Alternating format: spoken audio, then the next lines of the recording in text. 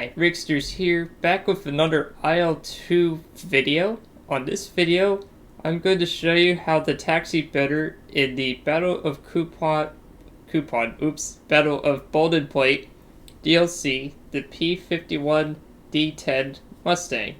So let's get started. The first thing you need to do for most allied aircraft, does not mean all of them, but a vast majority will be needing this key bindings, is to go into settings, and once you're in settings, go to key mapping, plane engine controls. Now under plane engine controls, you need what is called engine mixture control, which I'll slowly go down to here.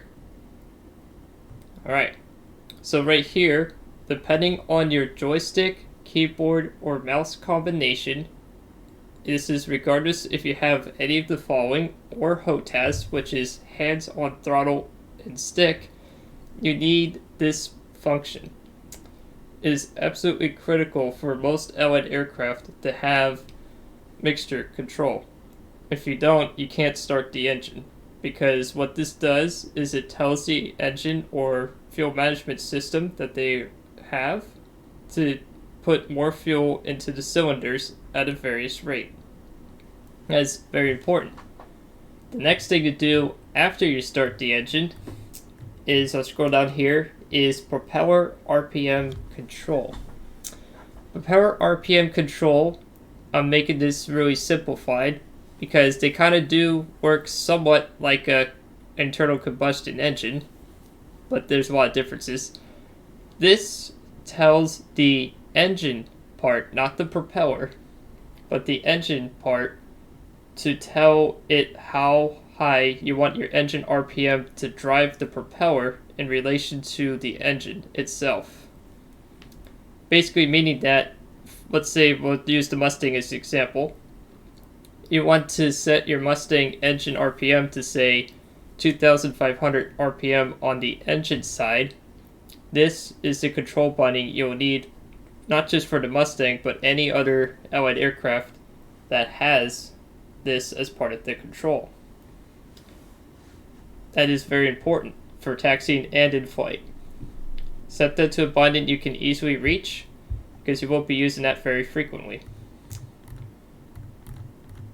The next thing for the Mustang you need, or any aircraft in the game, this one applies to all of them, is under plane controls. And once you're in plane controls, scroll down here. It takes a little while to get this to scroll down because there's quite a lot, but don't worry. You need the following: a gear up and down. You do not have to have separate bindings just for up or down. I'm actually going to get rid of those because I found they're not needed, but you do need, at the bare minimum, a gear up and down button or keyboard binding. Make sure you put that in the spot that you can reach within reason, but not so easy you accidentally bump it when you're trying to do stuff. That's the first thing. The next thing under plane controls you need is the tail wheel lock unlock button. Bind that to either the keyboard or button on your joystick. That's not super easy, but within reach for unlocking the tail wheel, because most aircraft in this game are called tail draggers.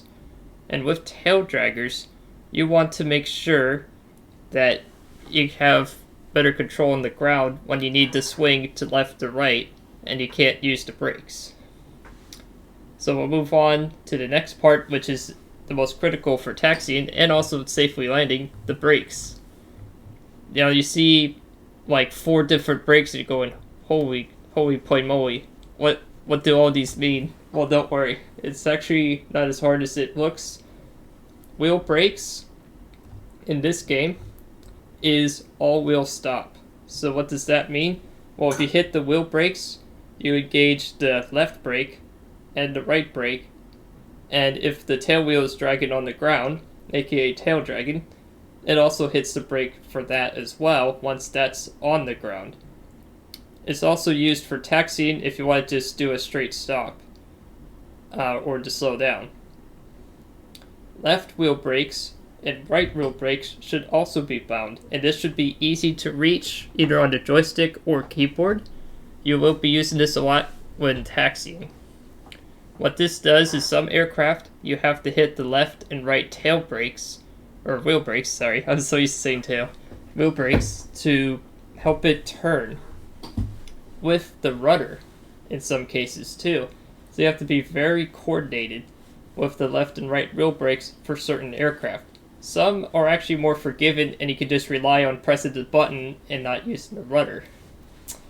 But some you have to use a combination of all three to get it to turn the way you want. Nose/tail wheel brakes, I don't personally use that often, but it is a recommended binding for some aircraft that have an actual brake mechanic for that. But if you get the main four, you're usually pretty good to go. And the last one, this one is an optional binding because with the Mustang, they have a parking brake. Not all aircraft have parking brakes. This is just a shortcut to switch on or off the parking brake. If you tap the brakes and you don't have this bound, don't worry, you just won't be able to turn on the parking brake again. So that's what you need there.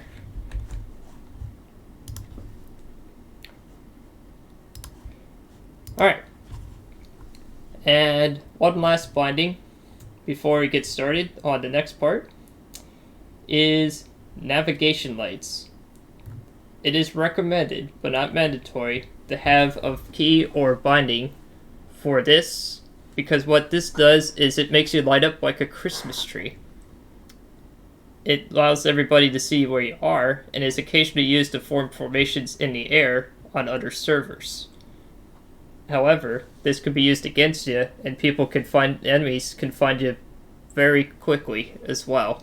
So it's a massive beacon. It's a little unrealistic too, but that is how players use to form up or to show that they're landing or going in or out of the airfield. And once you're done with all that, you just press accept, and then we'll go to the next part, which is the server. So for the server I'm going to be using once again is Combat Box Training and Dogfight. I absolutely recommend this server if you want to practice with other people or to chat with other people for that matter.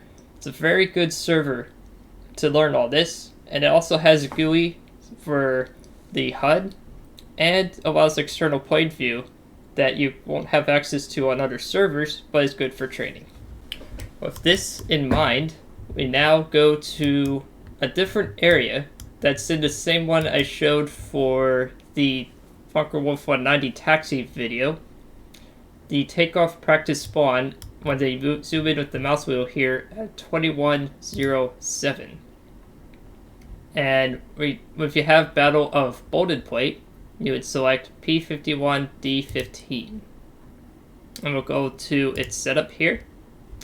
The most important thing with this aircraft in particular is the fuel.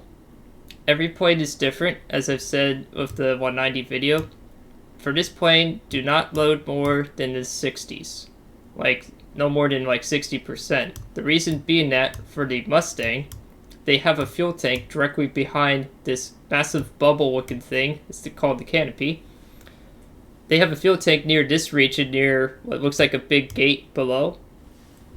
It affects the balance of gravity.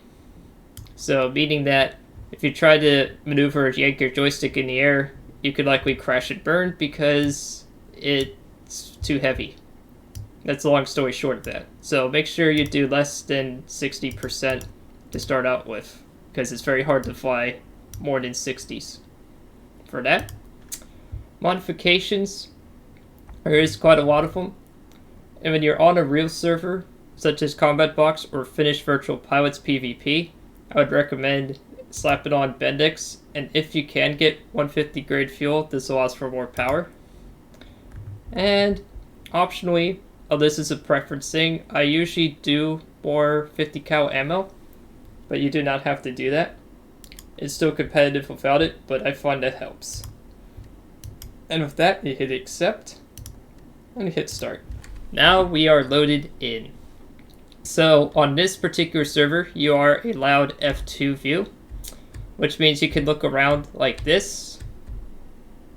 And then to get back in, you just press F1. Those are the default function keys to switch views. Now, using any bindings like such as mouse or HOTAS, or if you use a webcam or track IR, you can view around the cockpit inside. I'm going to zoom in real quick to this particular stick right here, and you see what shows an M. If I use the fuel mixture binding, you can see how it is moving up and down. You want to set this with the techno chat that shows on the middle right corner of your screen. You see how it's saying idle cutoff, run, and if I hold it all the way, it says emergency full rich. You want to set this to run. And then you press the engine start key, which on the keyboard is pretty easy. Just tap E. And then the engine will start its automated sequence. And then you close the canopy. I'm not sure if this is default, but for me it's right Alt C to close it, just so you reduce the noise a little bit. One of the gauges you want to look at while it's waiting to run here is this gauge right here. When I zoomed in inside the cockpit, you may have to set up bindings or keypads and stuff to see this better. There's two gauges you want to note on your underground: the man press and the RPM 100. Man press is manifold pressure. This is your main throttle gauge. And if you move it up and down, you'll see that it moves. And the park and brake is on, so it won't go forward and bonk into anything. But as you see, as I'm adjusting the engine throttle, the RPM gauge also moves as well. What you want to do for smooth taxiing in the Mustang is use the engine propeller RPM binding to 95 to 100% for best responsiveness. Once you do that, then you tap the wheel brake and it'll say park and brake released. Now that the engine is running, you can actually start moving the aircraft. So I'm going to be in F2 view while I do this so you can see what it looks like on the outside. One of the things I do recommend doing for the throttle position is to not do more than say 40% if you want smooth rolling. You may have to increase it to 40, but you want to quickly back it down to say between 15 to 30% throttle if you want to keep moving. So I'll demonstrate that here. Just be nice and smooth with it. Now you see we're starting to move. And then we lower it to less than 30% throttle, like say 10. And I use right rudder because I want to turn to the right. And sometimes you do have to increase it just a little bit. There we go, now we're starting to move. And then just be very smooth here. Use the wheel brake to help turn with the rudder. Sometimes it takes a little while to get used to this. There we go. As you see, I have to really play with the throttle and the rudder and the wheel brakes to get to smoothly taxi. Once you're on solid ground, it's much easier to taxi than on grass because you need less power. And generally, you don't want to go much faster than, say, 30 miles per hour or kilometers equivalent when taxiing, especially a tight turn. Because if you go too fast, you'll do a ground loop, or as I jokingly call, Tokyo drift. And let's see here. And so, got that to here. Now, I am using F2 view just so for the benefit of YouTube so you guys can see this. Eventually, you want to start doing this in the F1 view, which I'm more familiar with, and that is the default view. And then stop with the wheel brakes there. So that is pretty much how you can practice taxiing on a shorter runway. They also have a taxi practice area if you want to dedicate to just taxiing alone, which is also very helpful. Hope you enjoyed this video. I do run a Ko-Fi page if you want to help support the channel. The goal is to get a better flight stick so I can maneuver aircraft in a more, I guess, realistic manner, because the one I'm using is very janky. And I hope you enjoyed this content. And this will be Rigsters Journey, signing off.